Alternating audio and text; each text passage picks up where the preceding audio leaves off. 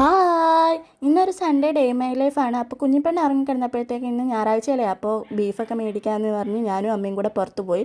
കൂടെ ആദിക്കുട്ടനും കൂടെ വന്ന് പോകുന്ന വഴിക്ക് നമുക്ക് കുറച്ച് ചീനിയും കൂടെ കിട്ടി. അന്നേരം ചീനിയും കൂടെ മേടിച്ച് നേരെ കായംകുളം മാർക്കറ്റിലോട്ട് വിട്ട് അവിടെ ചെന്നപ്പോഴത്തേക്ക് നല്ല തിരക്ക്. ഞായറാഴ്ചയല്ലേ, അപ്പോൾ ബീഫൊക്കെ മേടിച്ച് നേരെ ബീഫിന് വേണ്ട സാധനങ്ങളും കൂടെ മേടിക്കാൻ കയറി.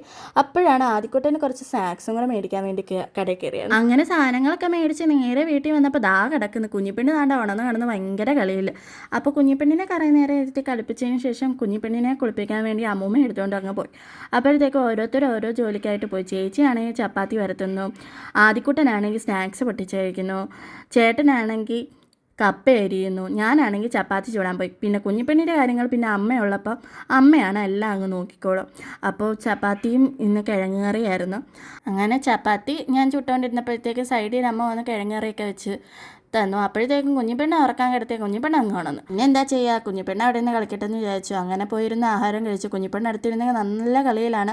പിന്നെ എല്ലാവരും കൂടെ ചേർന്ന് ബീഫിൻ്റെ കാര്യത്തിലേക്ക് പോയി. അങ്ങനെ ബീഫിന് വേണ്ട സാധനങ്ങളെല്ലാം അരിഞ്ഞു വെച്ചു. അമ്മ പിന്നെ എല്ലാം അടപ്പയിൽ കയറ്റി, ഞാൻ പിന്നെ ചീനി കൊത്തി അരിയാൻ പോയിരുന്നു. അങ്ങനെ എല്ലാവരും ഉള്ള ദിവസമാണ് ഇങ്ങനെ എന്തെങ്കിലും സ്പെഷ്യലൊക്കെ ഉണ്ടാക്കുന്നത്. അന്നേരം നല്ല രസമാണ് എല്ലാവരും കൂടിയിരുന്ന് കഴിക്കുന്നത്.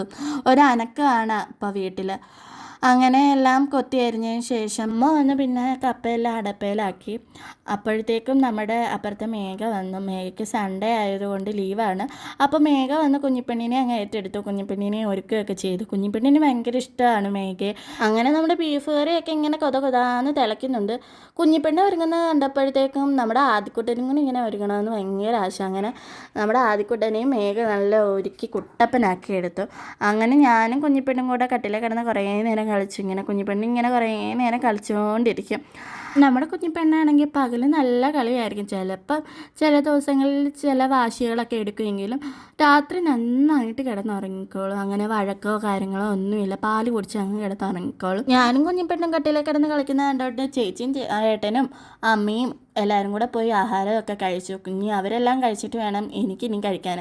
അപ്പോഴത്തേക്കും കുഞ്ഞിപ്പെണ്ണ് താണ്ട ഉറങ്ങി കഴിഞ്ഞിട്ടുണ്ട്. അന്നേരത്തേനും നമ്മുടെ ചേട്ടൻ വന്നിട്ടുണ്ട്. പിന്നെ ഞാനും ചേട്ടനും കൂടി ഇരുന്ന് ആഹാരം കഴിച്ചു.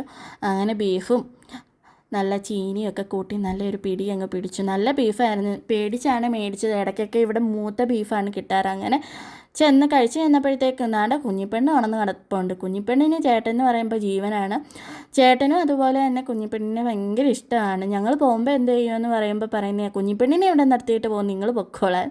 അങ്ങനെ നമ്മളെല്ലാവരും ഉറക്കം എഴുന്നേറ്റ് വന്നപ്പോഴത്തേക്ക് ഒരു 7 മണിയൊക്കെ ആയി. പിന്നെ ഞാൻ ചായ ഇടാൻ വേണ്ടി ചായ ഇടാൻ കയറിയപ്പോൾ ഞാൻ ചായ കുടിക്കാത്തതുകൊണ്ട് പാല് കാച്ചി എടുത്തു.